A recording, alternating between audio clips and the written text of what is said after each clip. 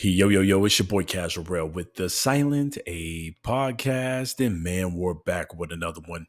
And a quick one at that. Yo, hit that like button. It's free, helps us get eyes on the show. And more importantly, continue to subscribe, man. We appreciate that love. We're going quick and fast. And for this, let's get straight into it. We're talking about the reality of Gilberto Ramirez, aka Mr. Zurdo himself, finally taking on the likes of Jai Opetaia, rumored to be late fall, early winter 2025. In a showdown to finally unify the Cruiserweight division. Yeah, we're talking about the 200-pound big boys, the big men of this division, finally bringing together two styles of power in the likes of Jai Opetaia versus the boxing volume and punching volume and level changing of Gilberto Ramirez.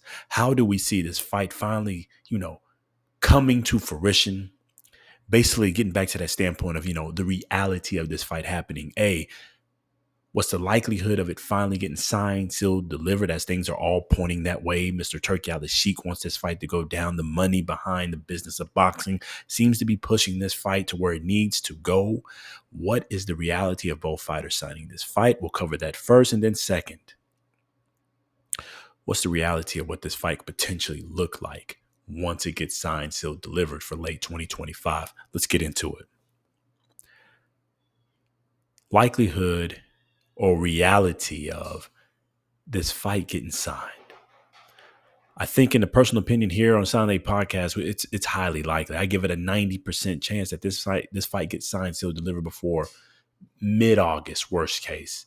No later than the end of August, we will know exactly the time, date, place, and location that this fight will take place. 90% chance. That's pretty good in the sport of boxing, especially when things can go left and right. Why do I leave a 10% chance? Because it's a sport of boxing. Anything can happen.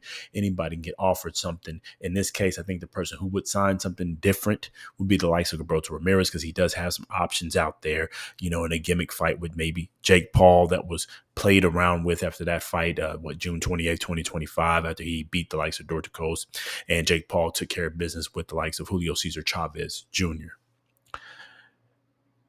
Gilberto has some options, and, he could play around with it. That's that 10%, chance that he tries to do something else to stall this out and maybe get a little bit more money in the bag and maybe build up this fight a little bit more, right? The marination problem with the sport of boxing. But with that said, Gilberto clearly called out the likes of Jai Opetaia. Jai Opetaia has been calling out the likes of Gilberto Ramirez, and I think they're both cleared. The schedules are done. The schedules are ready. They fought, 2 weeks inside of each other? It's a 90% chance this fight will go down. And now that you got the backing of the likes of Turkey Al Sheik, who also states he's going to make anything happen for this fight to go down, we're really going to see this fight. And the reality of this fight actually finally going down 2025. Again, rumor is late fall, early winter 2025. We was kind of hoping to get on that November fight time frame, the one, everybody's heard about, with Brian Norman Jr., Devin the Dream Haney, David Benavidez, and Vendetta Roja taking on the likes of Anthony Yard. That would have been a great time to put them on that card, but this is also a big enough fight. It can really stand on its own, whether it's in the U.S. or over in New Zealand, Australia time area. Reality of this fight going down, it's highly likely, 90%. It's going down. Everything's pointing this way. We can go ahead and really say, if it doesn't get signed, it'll be a crying shame. And especially since it looks like both fighters, both men, both warriors want this fight and are pushing for this fight. So let's get into the reality of how this fight will look. What kind of product will we see once these two men get in the ring? Power versus punching volume. Power versus punching volume. Jai Opetaia versus the likes of Gilberto Ramirez, aka Mr. Zurdo. That's the kind of fight you will see. Power versus punching volume. Level changing from the likes of Gilberto Ramirez. Precision punching from the likes of Jai Opetaia. That right there, reality of this fight happening once it goes down and what it will look like, we're going to potentially see a fight of the year contender. Why? Because you got a man that throws punches and bunches, the likes of Gilberto Ramirez, that just doesn't know how to back down, got that true Mexican warrior spirit in him. He's going to come and fight. He's a big boy, even though he moved up to the Cruiserweight division. Gilberto Ramirez is big for his size, and that's why he's fitting in pretty decently at the Cruiserweight division. Not a lot of power like some of the other guys, especially when you're comparing him to Jai Opetaia, but he can throw punches and bunches and wear you down, kind of similar to a cruiserweight version of Williams Opetaia. A guy like that who throws the volume is not afraid to mix it up, then you mix that in with a precision power puncher. It's a recipe for fight of the year contender and potential one of the greatest fights of all time, especially in the cruiserweight division. This could be a night for us to remember as boxing fans as you see two men duke it out, put their hands in there, not afraid to back out because both men are warriors. Both men aren't afraid to get hit. Both men ain't afraid to do some punching. But more importantly, both men are skilled at what they do. Jai Opetaia is one of the best power punchers, precision power punchers in the cruiserweight division in a long time. Feared power puncher at that, a man with thudding power who will break you down. We did a study back on him a few weeks ago, how his bruising technique, his thudding power changes the lives of men when they step into that ring. It's a kind of, pressure and that kind of power that, yeah, he can knock you out, but this is the kind of power when you walk out of the ring the next day, you felt everything he hit you with. Life-changing power makes you not really want to get back in the ring too much. And then you step in a guy who's got volume and punching power, changes his level, meaning Gilberto Ramirez, who's going to outwork you. He's going to try that gas tank. He's going to press your heart to the limits. He's going to try your stamina, which is also a type of fight that most men don't want to see, especially once you get to the bigger weights. You're going to see two men who are skilled at what they do combine and make a style for a fight that, again, will be remembered in the sport of boxing, at least should be. It might not be one of the biggest commercial fights. Let's be honest. Both men are known in the sport of boxing, but as far as the casuals and outside the world of boxing, the guys you want to bring in and just kind of make this a commercial affair as well, won't be as big initially, but once we get closer to the fight, especially when they start showing highlights, and then once the fight actually happens, it'll be one of the biggest fights we've seen in a while. This fight finally happening is further pushing the needle for the sport of boxing, especially for cruiserweight division, which is pretty, lackluster at the time.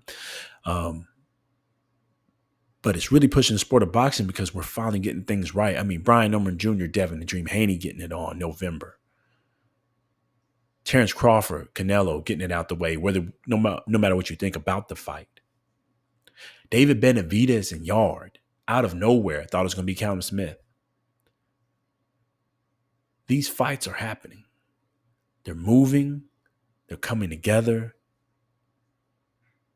And the sport of boxing is doing what the sport of boxing was meant to do, and that was do fighting.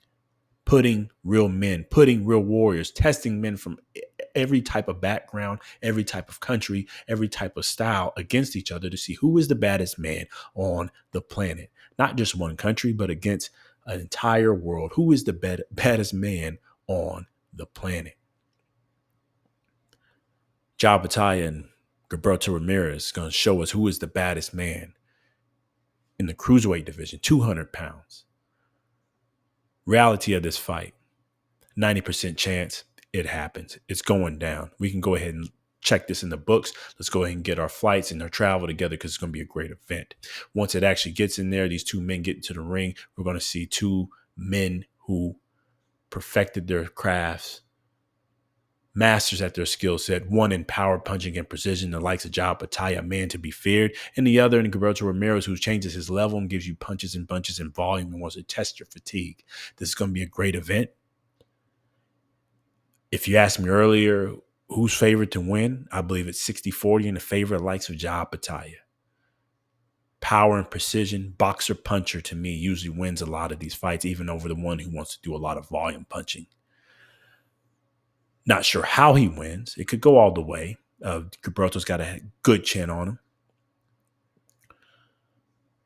And it could also go the opposite. Don't get me wrong. Gilberto Ramirez can win this fight as we get closer. It's not a true prediction right now. We got to see a lot of tape. We got to do a lot of breakdowns. You know us. We do our 3-minute fight drills, our 3-minute fight breakdowns. But right now, if you just ask me today, 60-40 favor, Jai Opetaia, precision and punching.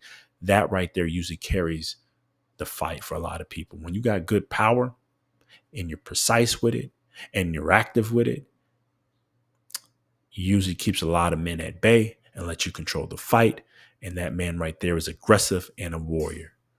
But again, we're about to see who is the baddest man in the planet, Cruiserweight division, late 2025. Let's keep pushing this fight. Let's keep getting this signed, sealed, delivered. Shout out to Sport of Boxing for getting this one right. It's your boy Casual with Sign A Podcast, man. Hit that like button, comment below, and as always, subscribe if you got the time, man. Appreciate that love. Until the next time. Peace.